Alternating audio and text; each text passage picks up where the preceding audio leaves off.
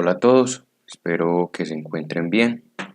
En este video vamos a dar una explicación genérica del fenómeno denominado efecto Doppler. Es un fenómeno físico que ocurre tanto en ondas sonoras como en ondas lumínicas, es decir, afecta tanto el sonido como a la luz. Vamos a utilizar para esta explicación una simulación de manejo gratuito que se pueden encontrar en la página señalada. Está siendo usada para efectos educativos.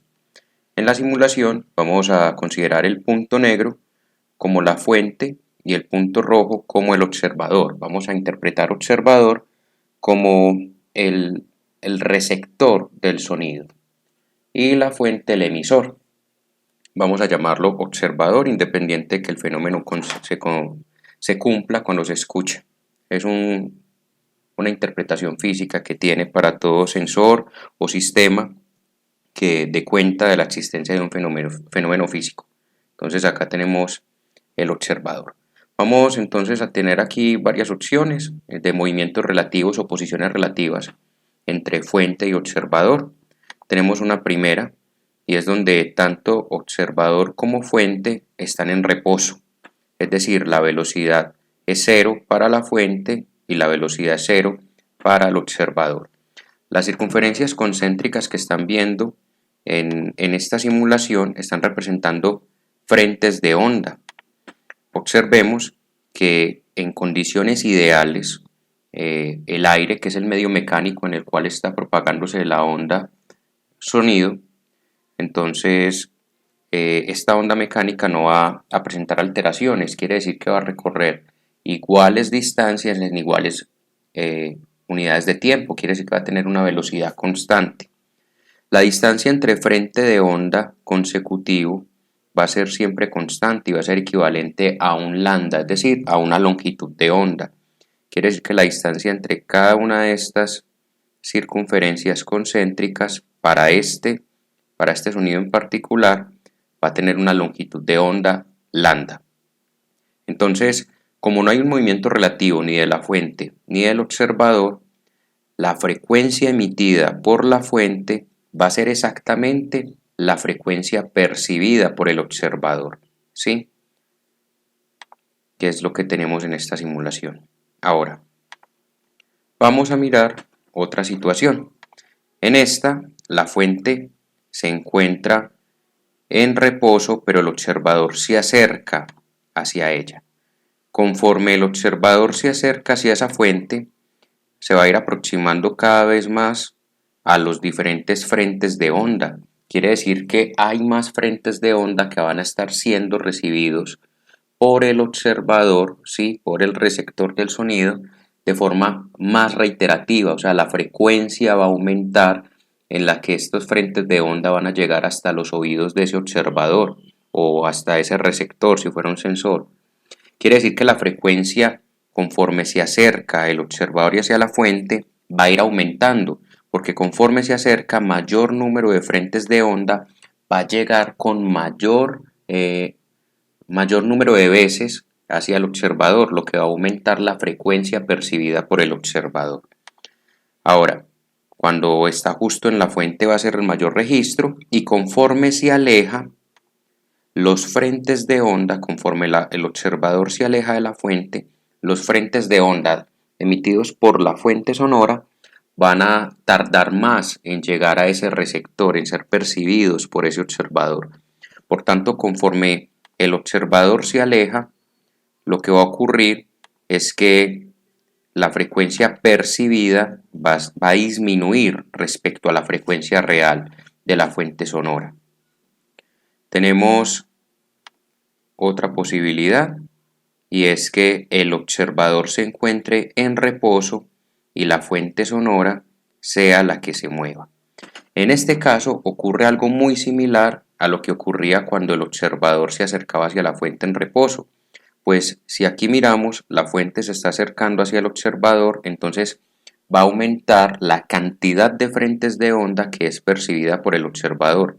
Por tanto, la frecuencia que registra el observador va a ser cada vez mayor que la fuente real, la frecuencia real de la fuente.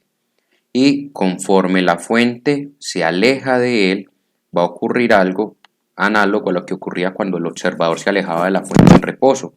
Y es que los frentes de onda que llegan a ese receptor o a ese observador van a tardar aún más en llegar, por tanto la frecuencia percibida por el observador va a ser menor que la frecuencia real emitida por la fuente.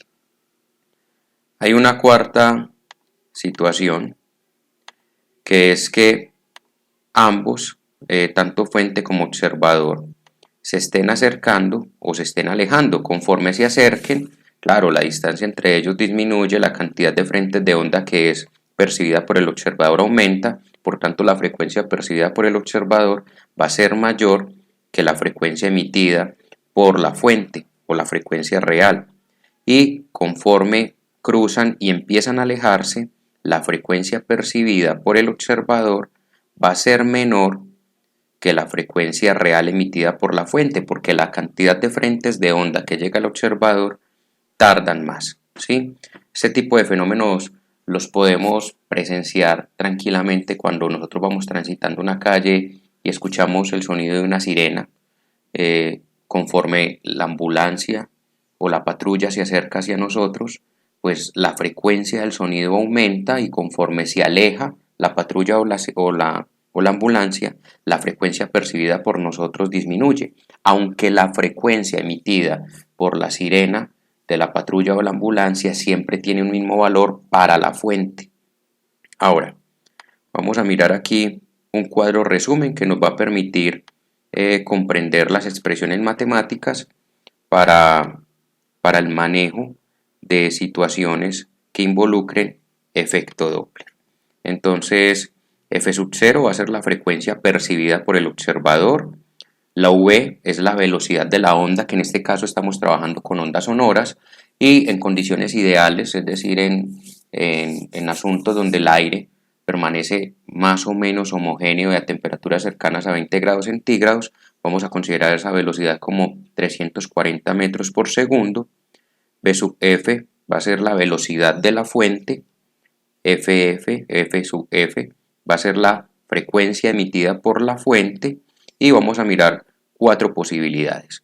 Una primera es que el observador está en reposo y la fuente es quien se acerca. Entonces, la frecuencia percibida por el observador tiene que ser numéricamente mayor que la frecuencia emitida por la fuente.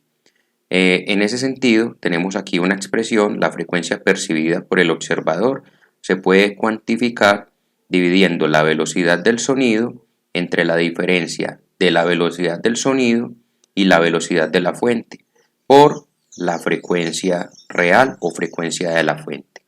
Matemáticamente, miren que el análisis físico que hicimos con la simulación corresponde, es idéntico. Miren, matemáticamente este cociente va a tener un numerador mayor que el denominador. Quiere decir que cuando hacemos esta división, la cantidad va a dar más grande, ¿sí? Al multiplicarla por la frecuencia de la fuente o la frecuencia real, va a aumentar un tanto esa frecuencia percibida. Entonces mire que el desarrollo matemático corresponde al análisis físico.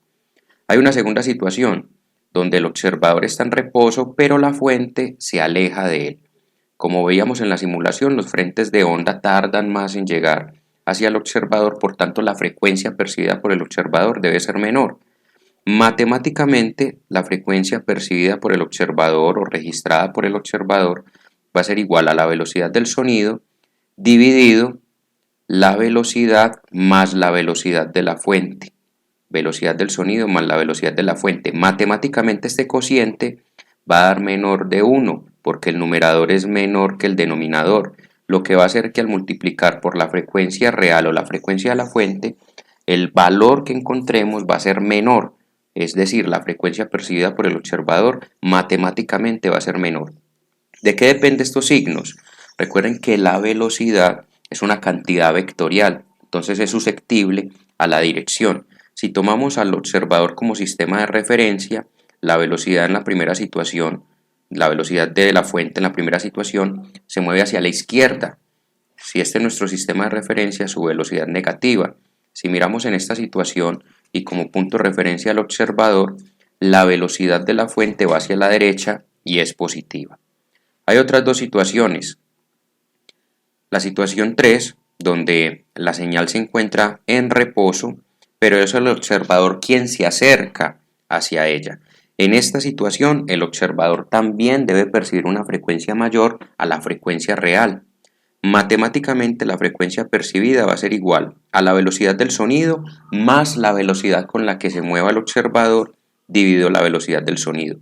Matemáticamente, este cociente va a ser mayor que 1. Al multiplicarlo por la frecuencia real, nos va a dar un valor numérico mayor que la frecuencia real. Entonces, mire que también coincide lo matemático con el análisis físico, ¿sí? De nuevo, la velocidad del observador sigue siendo una cantidad vectorial y es susceptible a la dirección, y observamos que estamos moviendo hacia la derecha, entonces es positiva. Una cuarta situación, la fuente está en reposo, pero el observador se aleja de ella. Entonces tenemos que matemáticamente la frecuencia percibida por el observador va a ser la velocidad del sonido menos la velocidad del observador sobre la velocidad del sonido por la frecuencia de la fuente o la frecuencia real. Matemáticamente este cociente va a dar menor que 1. ¿Por qué? Porque este numerador es menor que el denominador y al multiplicarlo por este factor va a disminuir la frecuencia percibida. Entonces, mire que también corresponde el fenómeno físico con el análisis matemático. En términos generales, se podría usar esta expresión, frecuencia observada o frecuencia del observador, igual a la velocidad del sonido más menos la velocidad del observador sobre la velocidad del sonido menos más la velocidad de la fuente por la frecuencia de la fuente. Recuerden que los signos más y menos dependen del sistema de referencia y quién se esté moviendo respecto a quién, o si ambos están moviendo. Recordemos que vamos a continuar con el manejo del sistema de referencia hacia la izquierda negativa, hacia la derecha positiva. Entonces, si aprendemos a manejar esta expresión genérica, no tenemos que preocuparnos por aprendernos estas 4 particularidades. Sin embargo, es importante que conozcamos cada una de ellas y mirar cómo se maneja. Entonces, espero muchachos que esta explicación genérica de efecto Doppler como un fenómeno ondulatorio haya sido útil para ustedes. Recuerden repasar y hacer los talleres propuestos.